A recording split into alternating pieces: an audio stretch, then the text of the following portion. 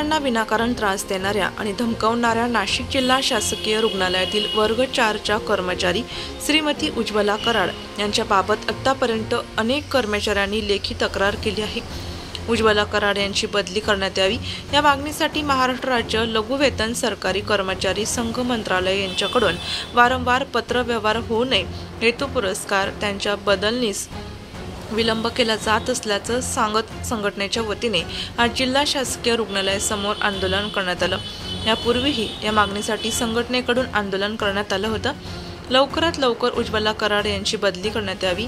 जोपर्यंत बदली होत नाही तोपर्यंत आंदोलन मागे घेतले जाणार नाही असा इशारा संघटनेच्या वतीने देण्यात आला आहे। याबाबत आंदोलनकर्त्यांनी अधिक माहिती नाशिक लोकशाही न्यूज वृत्तवाहिनीशी बोलताना दिली। नमस्कार। महाराष्ट्र राज्य लघु वेतन संघटनेतर्फे श्रीमती उज्ज्वला कराड या महिलेसाठी आम्ही हे उपोषण केलेलं आहे आणि मागे जवळजवळ सव्वा महिन्यापूर्वी म्हणजे 10/6 रोजी आम्ही उपोषणाला बसलो होतो। तेव्हा माननीय जिल्हा शल्यचिकित्सक यांनी आम्हाला आश्वासन असे दिलं होतं की 2च दिवसात आम्ही त्याची बदली करू, परंतु आज जवळजवळ 1.5 महिना होऊ नये त्या गोष्टीवर काही प्रोसेस केली नाही। नाईलाजास्तव आम्हाला एवढ्या सर्व कर्मचाऱ्यांना आणि अजून भरपूर कर्मचारी होते, पण जेणेकरून रुग्णसेवेवर परिणाम होऊ नये यासाठी काही कर्मचारी आमचे कर्तव्यावर हजर आहे। तरी माझी प्रशासनाला एवढी विनंती आहे की एवढं कोणाला वेटीस धरू नये। जर आम्ही वारंवार तुम्हाला पत्रव्यवहार करतोय, तुम्हाला एवढे अर्ज दिले, इतर लोकांचे त्याच्यावर सह्या आहे जवळजवळ 150 ते 200, तरी तुम्ही बदलीला काय इंटरेस्ट घेत नाही आणि ह्या व्यक्तीच्या पाठीमागे नेमकी कोण अधिकारी आहे त्या अधिकाऱ्यावर योग्य कारवाई करण्यात यावी किंवा त्याचीसुद्धा बदली करण्यात यावी। तसंच माझं प्रशासनाला निवेदन आहे, एवढं जर वेटीस धरत असेल तर आम्ही आमरण उपोषण करू आणि मग याची सर्व आणि आमचा उपोषणाचा आजचा पहिला दिवस आहे, परंतु आमरण उपोषण राहिले। प्रशासनाने याची दखल घ्यावी आणि योग्य ती कारवाई करावी।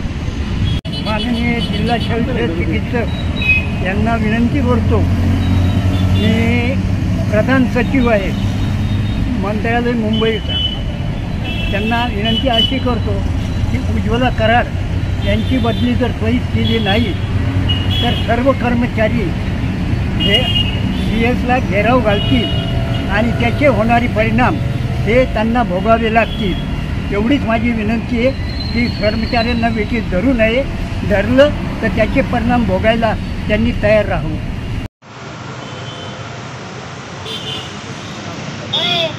नमस्कार, मी खंडेराव सांगळे, मी अपंग संघटनेच्या राज्याचे अध्यक्ष होणे राहते। आता उपोषणाला बसले काही महिला काही त्यांची मागणी आहे, त्यांना मी मनापासून पाठिंबा देतो।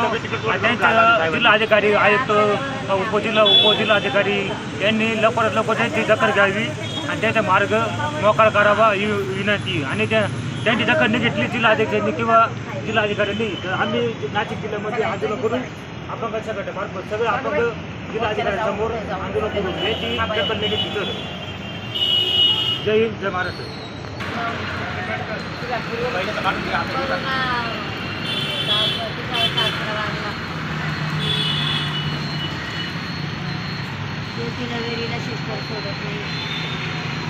वृत्तसंकलन विभाग, नाशिक लोकशाही न्यूज, नाशिक।